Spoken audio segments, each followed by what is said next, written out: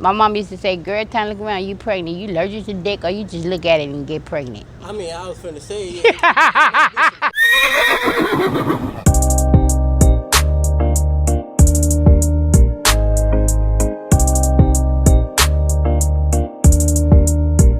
All right, so you've been surviving in the streets since 9 and on drugs. So tell me about it. Tell me your name.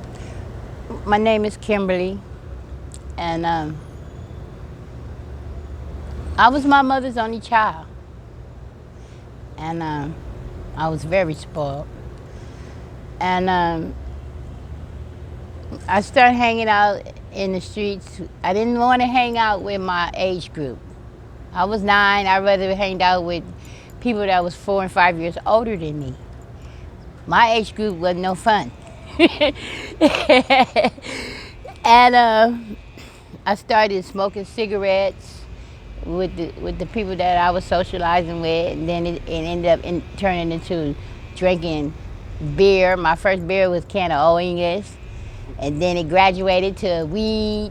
You know, when they had that commercial weed out in the big bags, I started smoking weed, and then eventually as I got out of elementary, I went to junior high school. And school, I didn't like school. So I never showed up at school, but I made it there because I was too busy in the morning smoking a joint as soon as I got up. And then going back home, eating. Was the And joint just weed? yeah, it was just weed at that time in the joint. And so my mama gave me rules and regulations not to have nobody in the house while she was at work. And I disobeyed those rules a lot and stuff. So eventually it graduated on to me not being at home, going to Compton and Long Beach, getting on the bus, hanging out with my uncle and my auntie because they were 5 and 6 years older than me, and just doing what I wanted to do. You know, I didn't What get did you want to do? hang out and have fun, get high. Right. Yeah, and eventually it graduated to, well, when I was hanging out, I started selling drugs. What was you selling? Sherm, rocks, weed, and I liked it that. You know, put money in my pocket. And so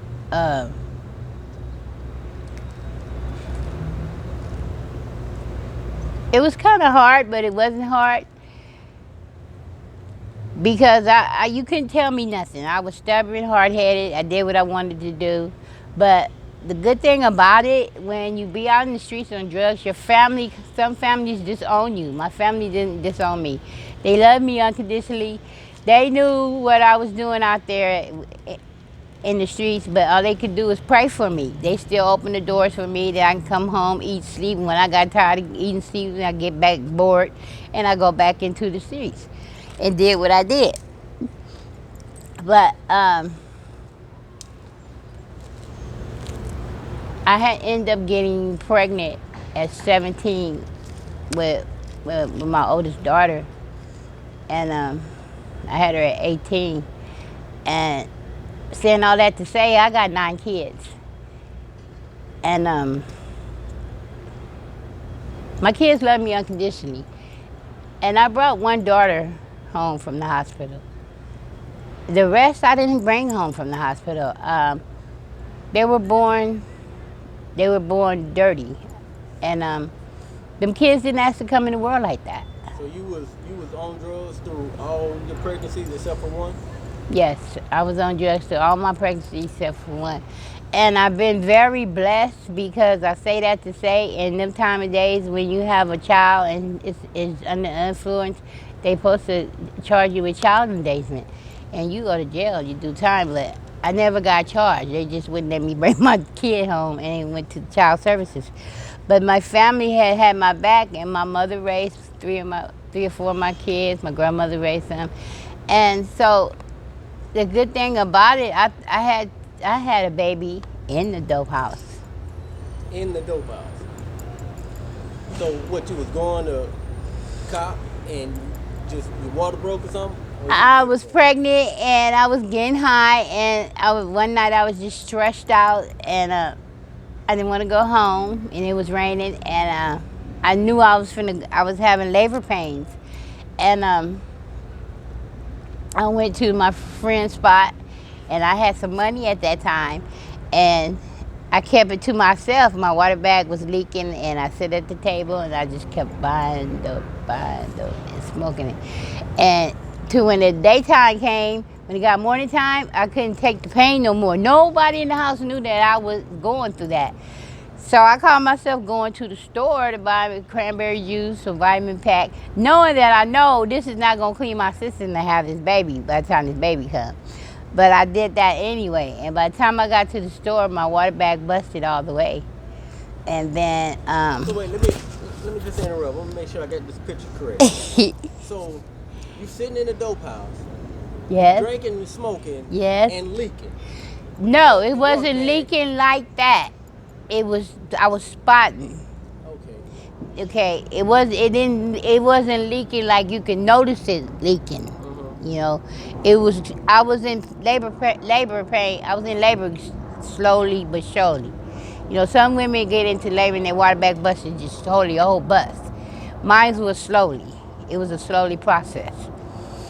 And as the hours went on, I couldn't take the pain no more. So I walked to the store and come back. When I got back to the house, I walked in the kitchen and I fainted. And they took me to the living room. And by the time they laid me down, my baby was coming out. So who delivered the baby? Really?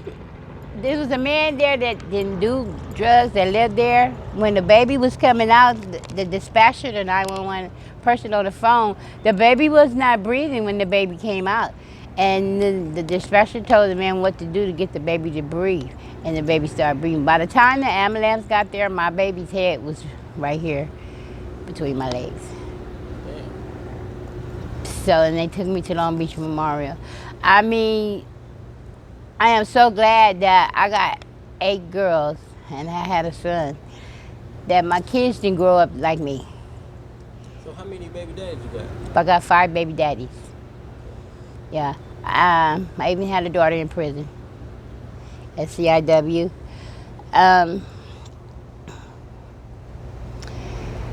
Sometimes I used to feel less than a mother because I didn't bring my kids home with me. So did you raise any of them? No.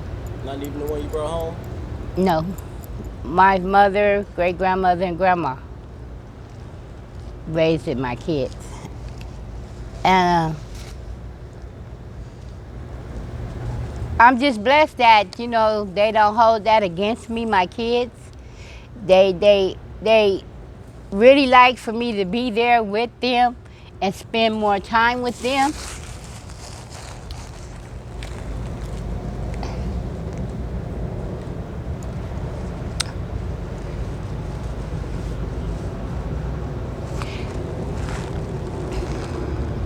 It's like how I'm living right now. My mother passed, so my mother bought a house, and my mother took care of my kids and the grandkids. I'm going to be able to get a house and have my kids and my grandbabies come to my house like my mother did. That's my goal. Even though I'm 56 years old, age ain't a number. I'm going to get out of downtown LA. Downtown LA is a place to where a lot of people don't know. This is the place to come if you need something. Anything, you just got to know the source, who to get in contact with to help you with what you need of living of your lifestyle, you know, like housing, jobs, you know, anything. It's all downtown, you know. I was never homeless. I was never homeless. I choose to be in the streets. I didn't have to be in the streets. You know, my mom, when I had my first daughter, my mom came in to found me, and because I had my daughter with me, and when she found me, she had me sign papers so she can take custody. I had no say-so over that. I couldn't say no, she couldn't do that. She said, "You, Kimberly, if you want to be out here in the streets, you will not be out here with my grandbaby." And my mother worked it. My mother was a deputy clerk 3 at the sheriff's department. And my mother was a strong woman. She took care of my kids and still worked, you know. So, I really never had a real job, you know. I survived it by being on benefits of GR. I seem like I've been on GR all my life. But eventually one day I graduated to bigger, more benefits. But I just want to be able to get out this circle. I feel like I'm in a circle and I'm not getting out of it. And eventually, if I keep my prayers and keep staying faith, and it'll happen. Because God put people in your life for a reason. And you got to know why he put those people in your life when they come. You know, I used to live in motels when I was hanging on Long Beach Boulevard. And I had smoked so much medicine every day. I smoked it up about 5-10 rooms a day. What was you smoking? At that time, I had graduated to rock. So, what's the feeling of smoking rock? Well, for me, you know, as you asked me that, I think it's just a creation. I mean, how can I say this? Dang, I can't get it out right. Arousing? It don't really arouse me. You know, it depends on how the rock is cooked. If it don't have a lot of cutting stuff in it, I take my first one and I get kind of happy and silly. Everybody don't do that. Some people take their first one and get paranoid and scared and get to doing tweaking and doing all kind of stuff like that. And for some reason, my state of mind don't go that route. You know, I don't get paranoid. Now, I used to smoke weed. Now, if I smoked some weed, I wouldn't be sitting right here because both of y'all be talking about me and I gotta go. So, I know it's really kind of hard to explain. I think it's just because of the drug and the seeing how it come through the pipe, and it's a fantasy to me. I don't know. And and I look at this, I take inventory of me as I was smoking this rock, that I'm giving all my money away. You know, I never went rock bottom, though. You know how some people say everything must go? I never said, and they say never say never, but I haven't said everything must go, but every blue moon I said one thing must go. Yeah. You know, and it's like eventually it just stuff come back to me. If I get rid of something, it just come back. You know, every day that I wake up, I pray to God. And even though I don't have a job, and in the environment that I live around, the money-wise thing, I don't know, it comes. So, as far as money, you was a female drug dealer. Yeah. Was you successful? Like, did anybody ever try you? You get robbed or anything? How did that go? You know, I never got robbed, but I have got raided a lot of times. And when I really start hustling and selling rocks, I got raided by the police. They told on me and my dude. So you ain't never been beat up or shot or none of that in the trenches? I've been in a situation to where a gun was put on me and my auntie and this guy that was a Sherm. He sold Sherm, and we was going to a party, and they came up and robbed to the car and put guns on us and robbed him, wanted his money and the water, but he didn't have it on him. So only person got shot out of that was my auntie, as everybody, she ran out the car scattering all over the place. But she survived? Yeah, she survived. So about Sherm, you smoked Sherm too. I smoked it. What's the feeling of Sherm? Oh man, Sherm got a lot of feelings. One minute you feel like you trying to step off the curb, it take you 5 hours to get off that curb. Then you be moving all slow. You be in a whole. It depends on how the mind state of mind is, cause that Sherm you could trip out. Oh, that Sherm. I smoked some Sherm one time. I had got cute to go to Carolina West with me and my girlfriend. We had on some satin pants and stuff.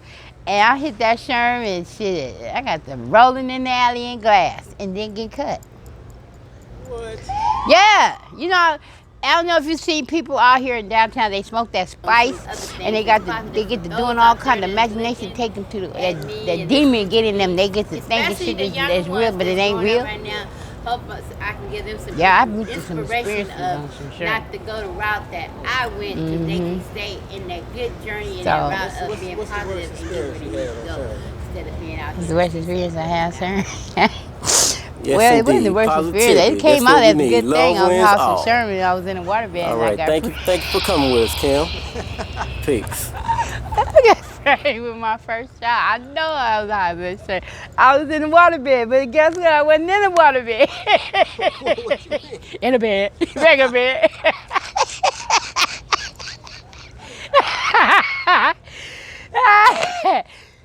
So, that, well, another experience, I mean, oh, my grandmother had to see me under the influence of that. One night we went to the store, me and my uncle, and we went and got a Sherm. And I got to hollering and screaming and doing all kind of weird stuff. And my grandmother heard me outside and probably took me in the house, so she had to pray over me. She didn't know what was really going on with me. And the ambulance came, they gave me milk. So I didn't want my grandmother to see that. But really, I haven't had too many bad experiences. I'm a very blessed woman, you know. Yeah, I mean, cause I tried to stay in the surroundings and go places on my own by myself, and I don't like crowds. I don't really like to socialize with too many people either, especially if it's a lot of drama. Drama I don't do. I don't want to. I'm not a loud person. I'm not trying to be seen. I don't want to be seen. I'm already seen. I got blonde hair. I got a dog with plaited hair. He got, you know what I mean? So the way I dress and look, I'm already noticeable. But it's a quiet movement. So, And you never had an abortion? never. No. I had been pregnant 10 times. I just lost a baby. I had not just lost a baby, but I had lost a baby because I was pregnant in my tubes and didn't know it. But I didn't believe in abortions. My mom used to say, girl, time to look around, you pregnant. You allergic to dick or you just look at it and get pregnant. I mean, I was finna say, there must be some fire down there. I mean, everybody come through, leave or something. Yeah. You got jokes.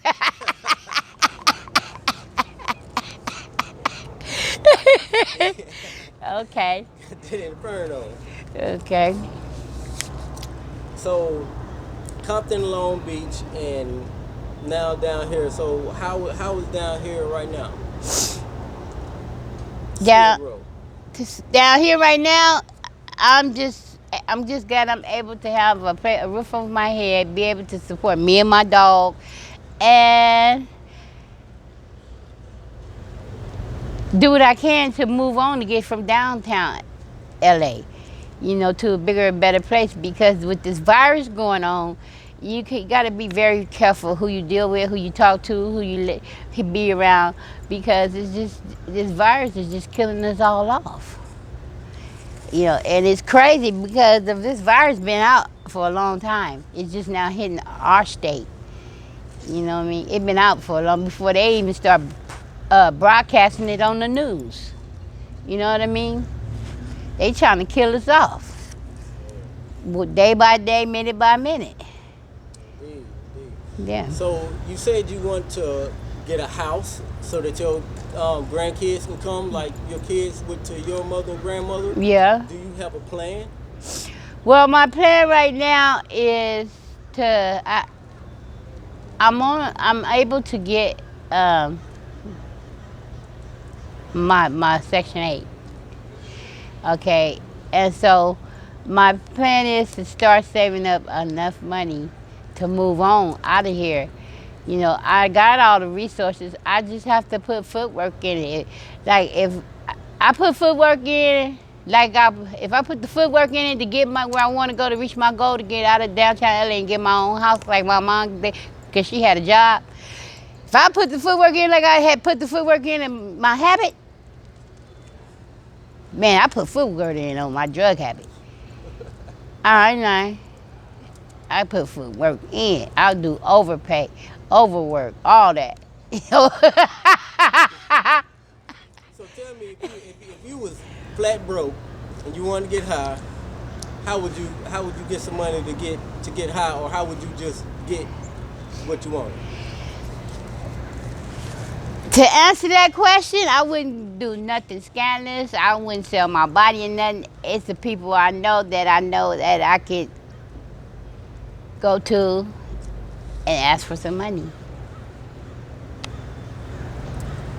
Well, And then sometimes I don't even have to ask for nothing. If I know these people that they getting high, then sometimes I don't have to say nothing. I'm gonna go and I get high.